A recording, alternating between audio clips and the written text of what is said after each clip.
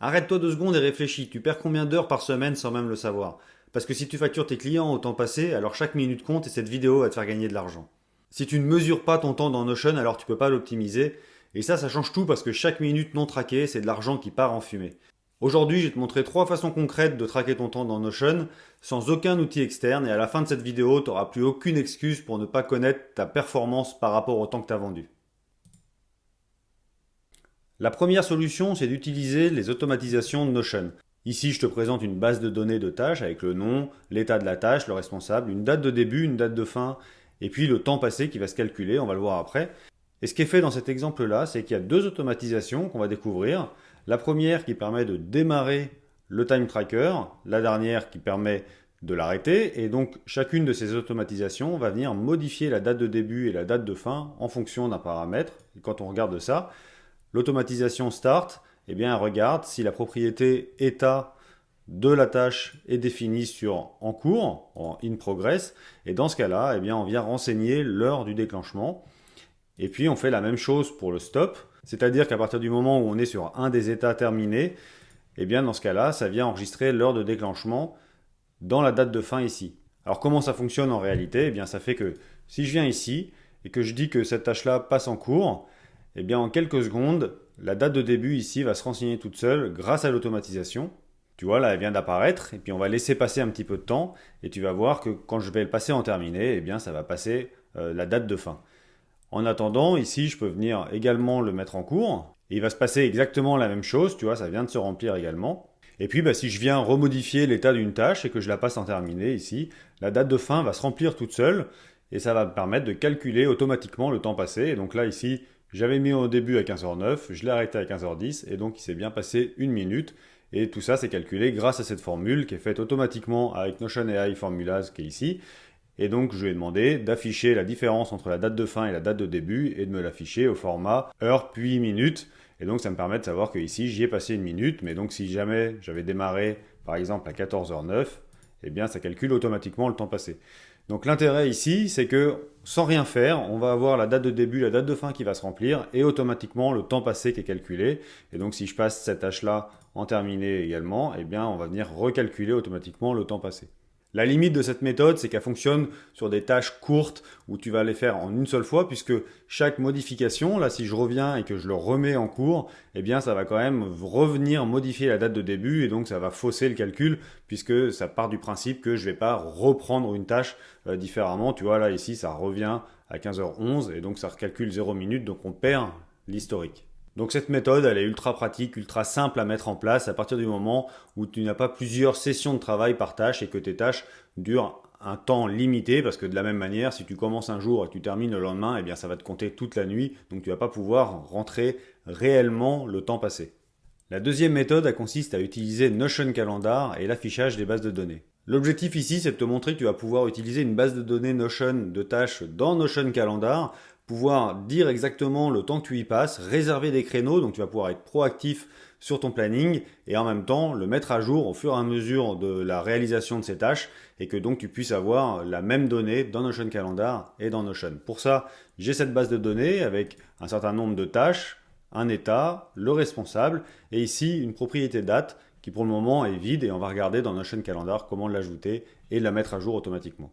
Donc une fois que tu es dans Notion Calendar, en dehors du fait d'afficher tes calendriers Google, eh bien tu peux afficher ici des bases de données. Donc on va cliquer ici sur ajouter une base de données pour ajouter la base de données des tâches. Donc tu sélectionnes le workspace Notion de ton choix. Tu recherches la base de données en question. Ici elle s'appelle Time Tracking avec Notion Calendar. Tu cliques et cette base de données est en train d'être ajoutée automatiquement à ton Notion Calendar. Elle apparaît ici, tu vois, il y a écrit nouveau.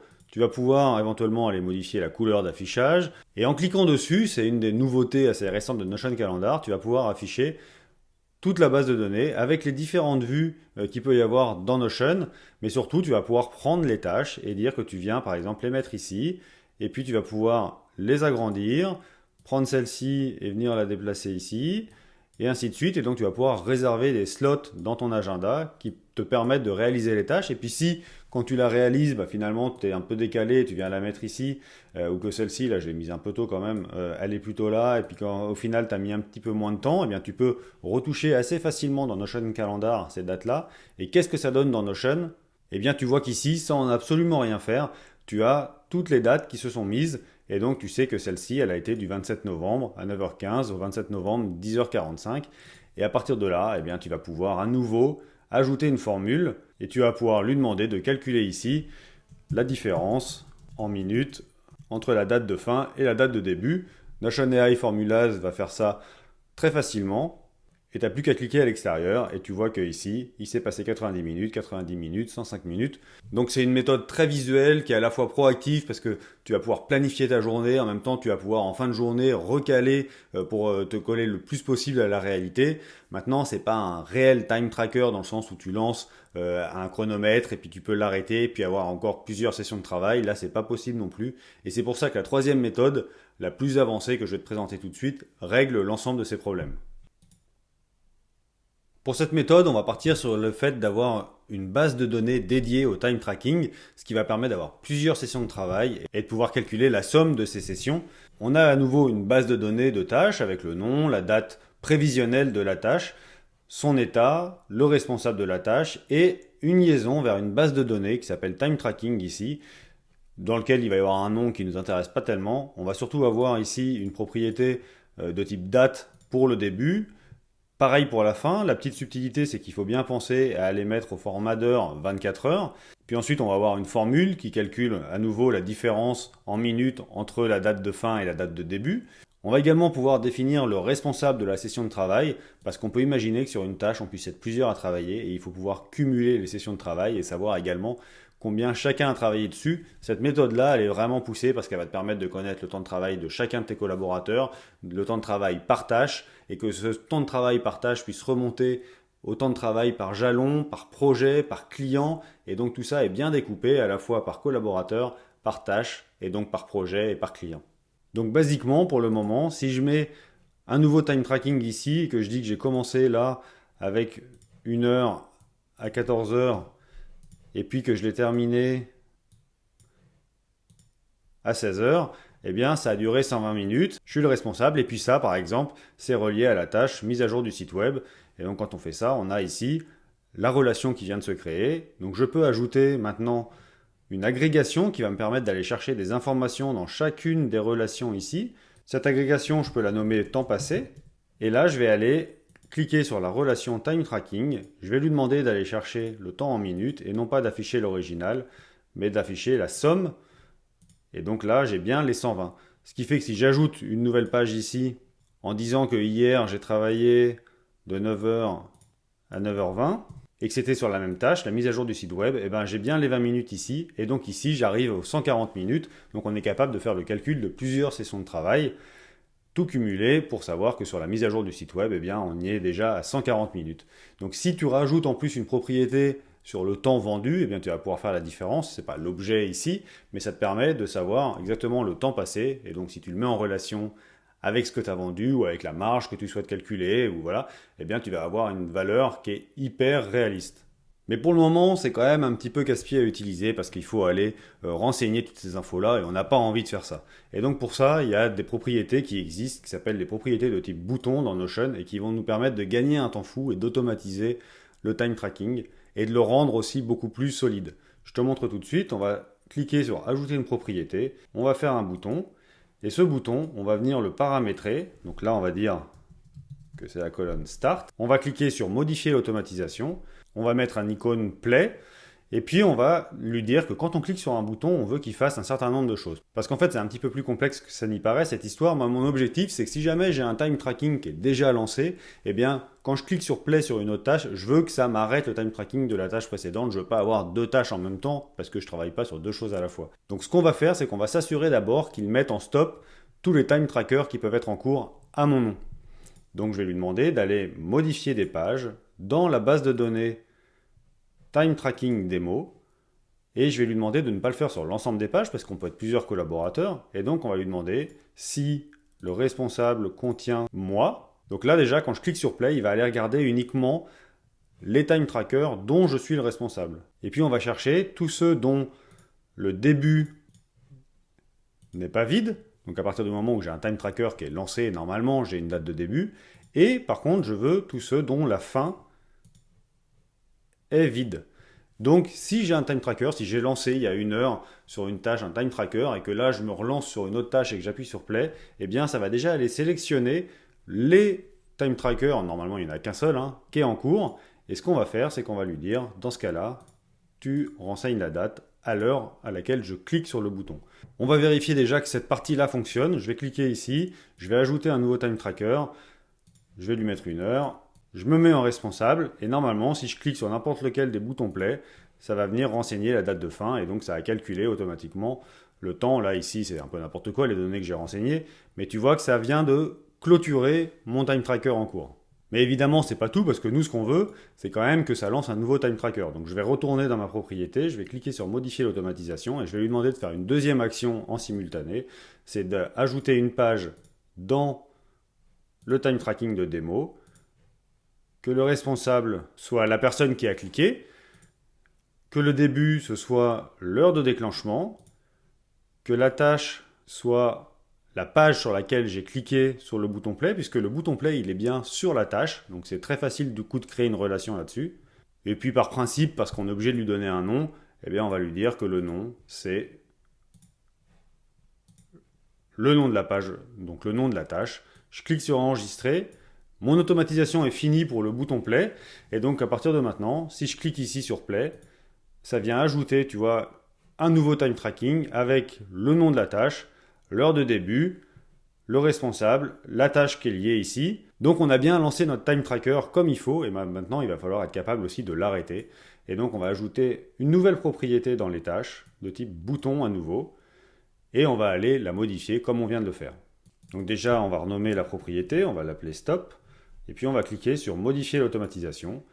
Ici, à nouveau, on va mettre un icône un peu plus parlant. Et donc ce que je veux, quand je clique sur le bouton, c'est d'aller modifier également des pages dans le time tracking démo, de faire un filtre. Donc moi, je veux déjà aller vérifier si la date de fin est vide. C'est uniquement celle-là que je veux modifier. Je veux également aller modifier uniquement si la date de début n'est pas vide. Là, c'est plutôt une sécurité. Si jamais il y a des lignes vides, ça ne sert à rien parce qu'elles ont été ajoutées pour n'importe quelle raison. On ne va pas s'embêter à les travailler. Et puis, on va également vérifier quand même, ça c'est très important, que je suis bien le responsable de la tâche pour que quand je clique sur le bouton, ça ne stoppe que mes tâches.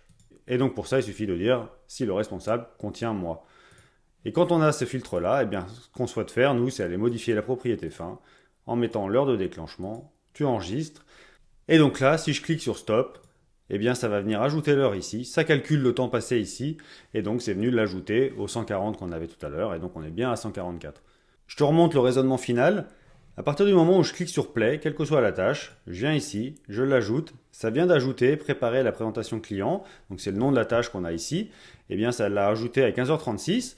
Et puis si jamais je clique sur play, sur cette tâche-là de révision du rapport mensuel, parce que j'ai oublié que j'avais démarré celle-ci par exemple, et bien si je clique là, ça va venir renseigner la date de fin de la tâche précédente. Donc là, en l'occurrence, on a passé 0 minutes parce que je l'ai fait très rapidement, et ça a déclenché en même temps l'autre. Et si jamais je souhaite l'arrêter, eh bien je viens l'arrêter ici, et j'ai mon temps qui vient se renseigner ici, et donc j'ai mon calcul de temps passé partout qui se fait comme il faut. Ensuite, tu peux améliorer ça, c'est-à-dire que là, on a le temps passé qui est en minutes, mais ça peut être vite complexe à imaginer. Néanmoins, on ne va pas le modifier parce que l'intérêt, c'est quand même d'avoir ici un champ de type number, et donc ça permet à Notion de pouvoir faire des sommes au niveau du projet, au niveau des jalons ou au niveau des clients. Donc, il est très intéressant ce temps passé en minutes, mais par contre, on peut préciser ici que c'est en minutes et que ce soit plutôt une donnée un peu brute, et tu vas pouvoir lui demander de créer une formule ici, en mettant temps passé et le rendre lisible pour un humain. Et donc tu vas aller ici, modifier la formule et tu vas lui demander d'afficher le temps passé en minutes au format heure, minute, comme ça. Donc là, Notion est en train de créer la formule. Il fait l'affichage comme il faut. On peut lui demander, plutôt que les 2 points, parce que ça c'est quand même un petit peu américain de mettre un H, tu sors de là, et donc là, tu sais que ici, les 144 minutes, par exemple, eh bien, ça fait 2h24. Que là, comme on était à 0, bah, ça ne changeait pas grand-chose. Mais si jamais j'avais ajouté ici 1 heure, eh bien tu vois qu'ici il est capable de calculer une heure et ainsi de suite. Donc tu vas avoir quelque chose qui est assez visuel sur ta base de données et pour autant tu as quand même la vraie valeur en minutes qui va te permettre de faire des sommes à des niveaux plus élevés. Et puis si tu veux rendre ça vraiment utilisable par ton équipe, tu as deux choses à faire. Ça se passe dans la personnalisation de la mise en page. Et donc tu vas pouvoir aller ici sur tes tâches, personnaliser la mise en page et puis dire que tu veux mettre les boutons Start and Stop directement en propriété épinglée par exemple dans la page. Et puis tu vas pouvoir également passer dans un affichage d'onglets et dire que ici tu veux voir tous les time tracking et que tu veux les voir de cette manière-là et que tu n'as pas besoin forcément de voir la tâche puisqu'on est déjà lié à la tâche, mais tu veux connaître le temps passé, tu réorganises les colonnes comme tu le souhaites et là ça va te permettre en appliquant à toutes les pages d'avoir sur ta page ici la possibilité de lancer automatiquement un time tracking. Donc là il vient de s'ajouter ici et puis d'avoir l'ensemble des time tracking qui sont déjà en base de données liés à cette tâche-là spécifiquement. Et puis ensuite, si tu cliques sur Stop, il va venir l'ajouter ici. Et donc, ça va ajouter du temps directement visible dans la propriété qui est ici. Et puis, si cette valeur est vraiment importante, eh bien, tu peux cliquer sur Contenu, cliquer sur le plus ici et lui dire que tu souhaites avoir le temps passé qui vient s'afficher directement là. Et donc, tu as ici la valeur 2h25 qui correspond à la somme de tout ce qui est ici. C'est hyper facile. C'est un bouton play, un bouton stop. Tes collaborateurs n'ont plus qu'à faire ça et ça te permet, toi, en un rien de temps, de retrouver le temps passé pour chacune de tes tâches. Cette méthode-là, elle est forcément un petit peu plus complexe à mettre en place, mais c'est la plus flexible, la plus précise. Elle va te permettre des analyses poussées, du temps par projet, de la rentabilité par jalon de projet, par client, et donc c'est vraiment la plus efficace à mettre en place. Maintenant que tu as découvert ces trois méthodes, pense à t'abonner tout de suite à la chaîne pour rien rater des autres tutos Notion. Et pense à liker la vidéo, à la commenter, ça aide beaucoup l'algorithme YouTube à la faire remonter. Donc je te remercie, je te dis à la semaine prochaine pour une nouvelle vidéo. Salut!